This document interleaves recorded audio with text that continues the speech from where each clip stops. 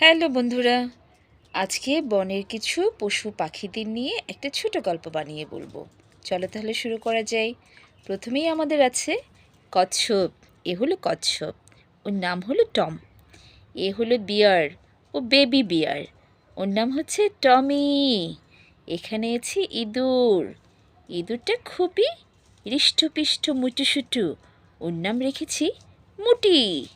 সাথে আছে আমাদের ঐরাবত হাতি, ও হচ্ছে ঢুলঢুলি। সাথে আছে একটা পেঁচা, ও হচ্ছে পাখি। চারটা পশু, একটা পাখি। চলো তাহলে গল্পটা শুরু করি।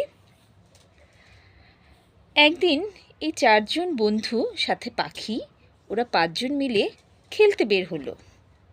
কিন্তু ওদের কারো কাছে কোনো খেলনা ছিল না। ওরা এখন কী খেলা করবে? তখন হাতির বাচ্চাটা ভুলুমুলু সবাইকে ডেকে নিল আদেশক্রমে, এই বাচ্চারা চলে এসো চলে এসো, এখন তাহলে আমরা খেলা শুরু করি।